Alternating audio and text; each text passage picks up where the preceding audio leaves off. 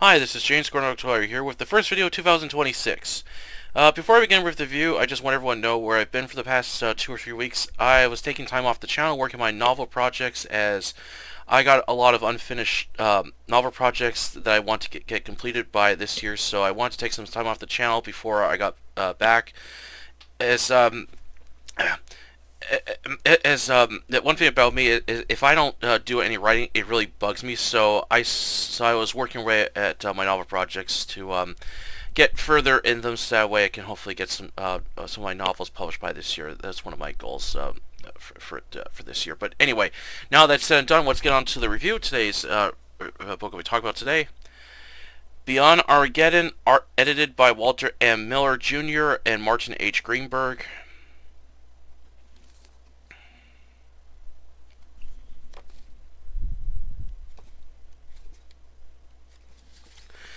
This was published by Primus in 1985. This was a really disappointing anthology. I discovered this anthology when I was trying to find a collection that had Arlen Ellis's short story, A Boy and His Dog, which for such a popular story, it seems very difficult to find. And then when I found it in this anthology with some other post-apocalyptic stories, I thought, ooh, this should be interesting. So the first time I tried to order this book that had a really cool cover, it never came in, so I had to reorder it and got this edition, which is, it's okay. It's not the best cover. It's not the best cover compared to the other one, but I thought at least I had the book. However, as I read through this, I was not liking any of the stories, as they were very some of the stories were very satire comedic at times, and then others they were very bizarre and very difficult to understand what was going on. And then there were just others I did enjoy, and the book was starting to fall apart, so this book is in really poor shape, so that wasn't helping either. However, despite that, there were two short stories that I really liked, which were There Will Come Soft Rain by Ray Bradbury and A Boy and His Dog by Harlan Ellison. So this is an anthology I would say pass, as I don't think a lot of people would like it, as I'll explain later on in my review, the many issues and problems I have with it. As I'm sure there's other post-apocalyptic anthologies that have better stories than this one did, and I'm actually surprised that the There Will Come Soft Rain is in a lot more anthologies and best stuff by the author's work, of course, than Harlan Ellison's A Boy and His Dog, which for some reason is so difficult to find in other anthologies, and the best stuff by that author. So I had to do some real searching to try to track down some books that had the stories in them, but I'll explain more about that after my review. Alright, onto the review, and spoiler alert, I will give away crucial details within the two short stories. There Will Come Soft Rains by Ray Bradbury. Set after the events of a nuclear war in Allendale, California, a house still remains which features a AI computer that allows it to look after its residents along with robots. On the morning of August 4th, 2026, it begins its daily routine of preparing breakfast along with the weather and news reports. However, as freshly cooked breakfast awaits at the dinner table, nobody is there as the residents were killed in the outbreak of World War III.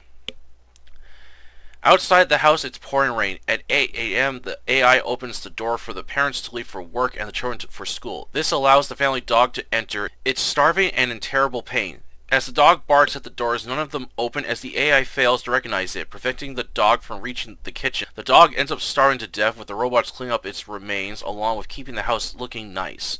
Around 5 p.m., the bathtub is filled up with warm water as the AI reads out a poem, There Will Come Soft Rains, the wife's favorite. Suddenly, a storm appears which causes a tree to snap from powerful winds as it crashes down onto the house, damaging it badly. The branch smashes through the windows and has damaged the AI's computer, causing sparks. The house tries to extinguish the flames with the aid of robots. However, the fire spreads outside of the house, causing the AI to malfunction and the rest of the house to burn itself to the ground. The following morning, only one part of the house remains, a wall with the AI voice reading out, "Today is August 5th, 2026, and keeps repeating the same sentence over and over. A Boy and His Dog by Harlan Ellison. In the southwest of the United States, with most cities and towns destroyed from the Third War, gangs known as rover packs travel the wasteland searching for any supplies along with women to use as sex slaves. To aid them, rover packs have dogs the owners telepathically communicate with. Years before the Third War, scientists made a breakthrough with animals, allowing them to speak with. However, this caused them to lose their sense of searching for food and need the aid of humans to feed them. Also, there are mutants roaming around the wastelands and are very dangerous.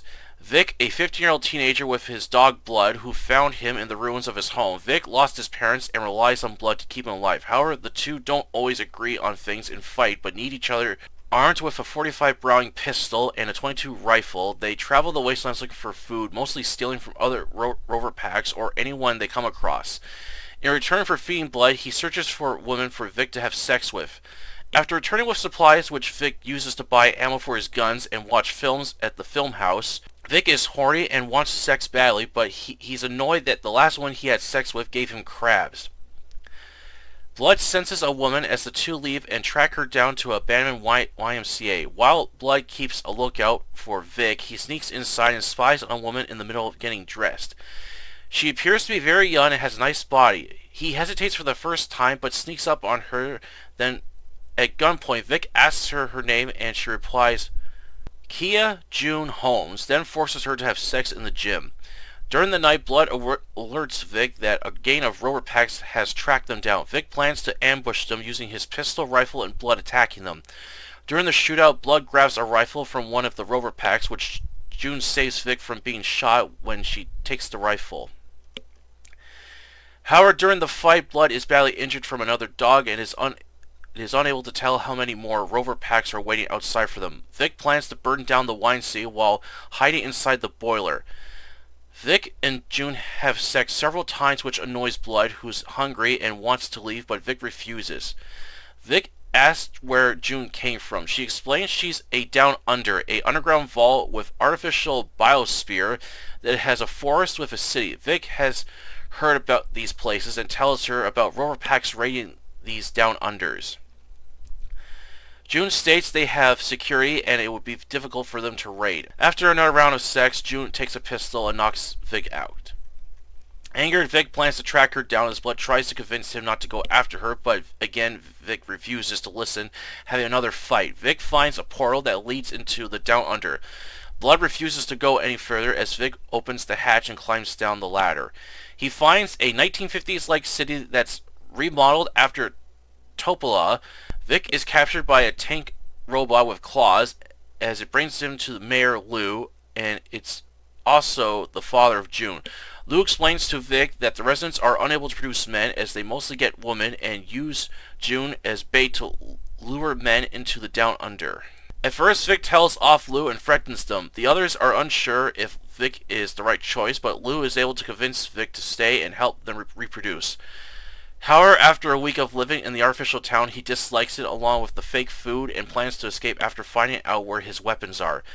Vic is also able to get June to aid in his escape, killing Lou and other members of the town along with destroying the robot. As Vic and June reach the surface, Vic finds Blood nearly dead and is unable to move him. June tries to convince Vic to leave him and go with her. The following morning, Vic kills June as he and Blood have ate her. As they leave, Vic asks Blood, "Do you know what love is?" Blood replies, "Sure I do. A boy loves his dog." Beyond Armageddon wasn't a good post-apocalyptic anthology. Despite having two good short stories, sadly it wasn't enough to save it. Most of the stories I didn't like as they were satire with comedic elements, difficult to understand what was going on, or not well written.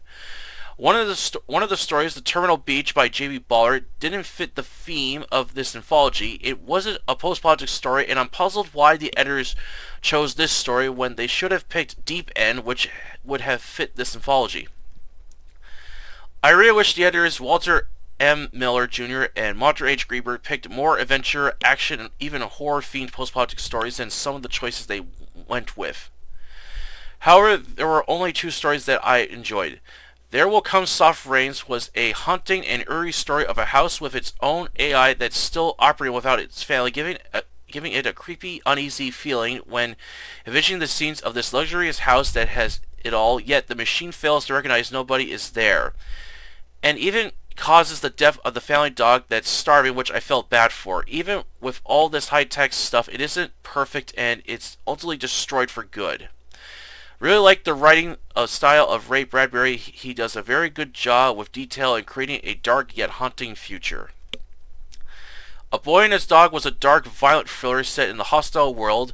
While we don't get to see much, however, there was never a dull moment in the story. Vic and Blood were both interesting characters. I liked the fact they were anti-hero, which made them different. While I felt the story had some issues I didn't like, such as the fact dogs have to rely on humans to find food for them because of their powers, and using women to lure them into the down-under vaults as they lack the tech to reproduce men themselves. However, I still enjoyed it and felt Harlan's writing was a lot better than his previous stories I read, which I felt he was venting his anger out on the characters, and his writing style wasn't that good either.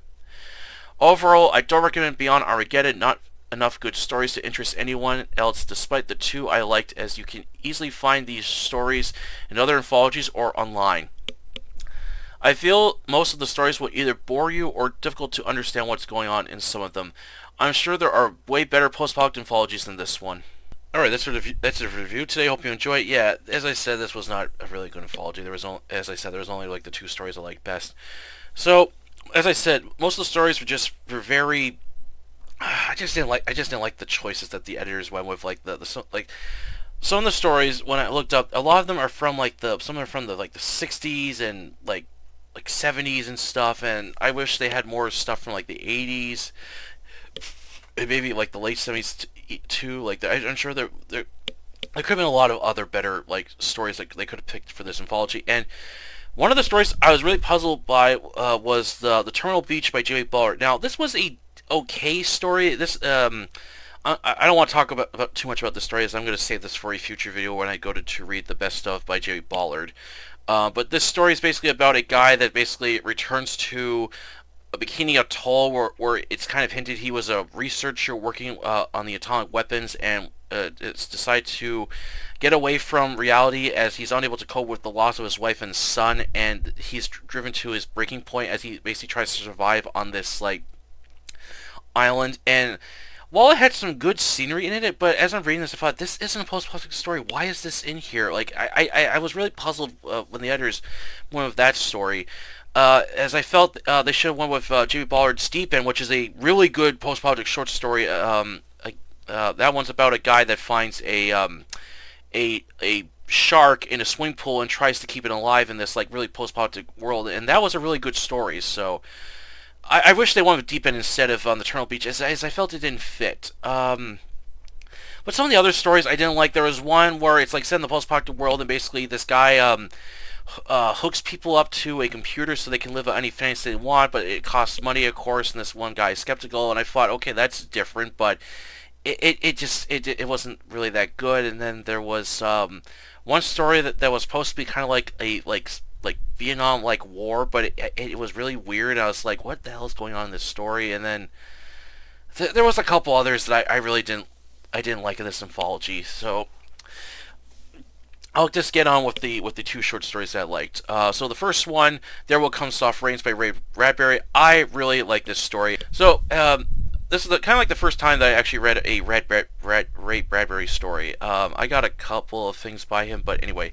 So as I'm reading this story, it's set in this like nice luxury house that has it all. It's got this like this AI computer that basically runs the house, kind of like a smart house, I guess you would call it today.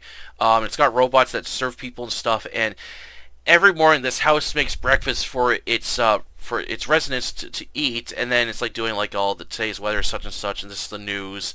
However, no one is in this house. The family that lived in that house had died from from a nuclear war, and this house has been untouched by the war. So this thing keeps just repeating the same cycle over and over again, and it doesn't realize that nobody is there, which had this really creepy, eerie vibe to it. And there are times where as I'm reading this story, I can just envision like here's this beautiful house, but there's nobody here. So, and then outside you can hear it's raining, and it just creates this like very kind of eerie uneasy feeling that this house is empty, there's nobody here, and it just really I could imagine if someone was to stumble upon this house, it would feel very eerie just being in the empty place where people should be living in. And so then later on the story, when the AI opens the doors, it's like, okay, 8 o'clock, time to go to school, kids, time to go to work, such and such. The family dog returns, and this poor thing is starving. It hasn't eaten anything, and I really felt bad for this dog. And then it's trying to like get at the doors, but the AI computer won't open them because it doesn't recognize the dog's barks, and it refuses to let it in. So the poor thing ends up starving to death, and then the machines just come in and just cleans what remains. And I was like, I really felt bad for this poor dog. It's like and I was also kind of mad too. It's like this stupid AI can't remember the family dog. I just really felt bad for it. And then as the story progresses, and then it's like the house is doing other things, and then towards the end, a storm appears, which causes a tree to collapse onto the house, which goes through a window, and this damages the AI computer, causing sparks to set the house on fire. And eventually, the house tries to extinguish the fire, but the fire is too powerful, and it destroys this house. And then the only thing left of it is just like one part of the wall that just now is just repeating the following date over and over again. And I was like, good riddance. I kind of hated the AI house for not helping that poor dog out. The really funny thing when I was reading the story is when it said the date August 4th, 2026. But oh, that's today's year. I actually kind of thought it would be kind of a little be like a funny coincidence if I was reading it and the story was set on today's date. That would be like a funny coincidence if I was reading it. But overall, I really enjoyed this story. It was really good, and I'm kind of surprised that this hasn't been made into a film. Like this is one of Ray Bradbury's most popular stories, and then I was like, has anyone made this into a film or made a film based on the short story? So I looked online, and I was surprised to see that there was a lot of audiobooks and like radio plays of There Will Come Soft Rains, but there is no film except one, a short film that, from Russia from 1984. So the Russian version of There Will Come Soft Rains basically is similar to the short story Bradbury, except there's several differences. And first, in the Russian version, it's snowing. In Ray Bradbury's version, it was raining. And in this Russian version, the AI that looks after the house is like this like big snake like robot, and this thing was creepy looking. I was like, I don't think I want to live in this house with this snake demon looking thing looking after me. I'd rather not. I'd rather have I'd rather not have that thing. I'd rather be not living with that stick like robot. But anyway, so this thing moves like very eerily as it's attending the supposed family, but nobody's there, and then it does somewhat follow the story, but it makes some changes here and there. Instead of the scene where a bathtub fills with water and then the AI reads out the White Share poem, the robot checks on the grandmother who's in a wheelchair and plays her favorite song, and then it reads out the poem. And then the ending is, of course, very different. The story ends where it's New Year's, and then a pigeon flies into the house, and then the robot, the snake robot asks password, which the bird just calls out, and then the robot thinks it's an intruder, so these spike things come out of its head, and it tries ramming this bird to death as it begins smashing the house, destroying everything, and then eventually it damages itself in the process, which it then causes it to destroy its own core, which causes the house to explode with stock footage of a nuclear explosion, which was really cheesy looking. And then at the end of the story, it's just like one part of the house is left, and which is the part where the grandmother lives, and it's just reading out that poem. And I was like, that could have been better. It would be interesting. I was thinking myself, it would be really interesting if someone could make this into a film. Like, sure, they probably would not have sure there would be no actors in it. unless they had like clips of the house like reliving like flashbacks of the family living there. That would be alright. But it would be interesting if this could be made to a film though. And then the second story that I liked was A Boy and His Dog. This is one of the popular short stories by this author, Harlan Ellison. I was curious if I would like the story or not after the disaster with his other collection of short stories, which I absolutely hated, especially the I Have No Mouth and I Must Scream. That was just a terrible story. Not only I felt it was badly written, but I felt like I was reading the writings of a miserable immature kid or something. Like when I was reading this story, it just felt like there was no passion put into the story. It was just, I want to vent my anger out on these characters and make them suffer the most hellish world I can create, sort of thing. And then the other stories are kind of like the same thing, where it's the author just ranting on in anger and just making these characters make their lives a living hell. And after I read a couple stories where it's just the same thing, I couldn't take it anymore. I just thought, to hell with this. However, I did want to at least give The Boy and His Dog a try, as I heard this story many times, as this was one of the inspirations for the video game Fallout and other post-apocalyptic movies and other inspirations for other books and stuff. So I would say that this story is much better written. Arliss is, like, for once, not venting his anger out on the characters. He's telling a story. He's not writing in a very mature way. He's just, he's writing. He's focused on telling a good story. That's what I want to read. I don't want to feel like I'm reading the angry rants of an author. So the story follows this 15-year-old boy, Vic. With him is his pet dog, Blood, as they communicate through telepathically with each other, and basically they go searching for like supplies and food and stuff, and then Vic finds food for Blood, and in return Blood finds a woman for him to have sex with. So the story follows them after bringing some surprise, which Vic buys some ammo and stuff, and then they go to watch some movies, and then Vic's bored and he's horny and he wants sex, and Blood then senses a woman, so they go searching for this woman, and they track her down to this abandoned YMCA, which leads to this big shootout and fight, which that was probably the best part of the story, which I really enjoyed. Like this big action part where there's all this fighting, and it was really brutal and stuff.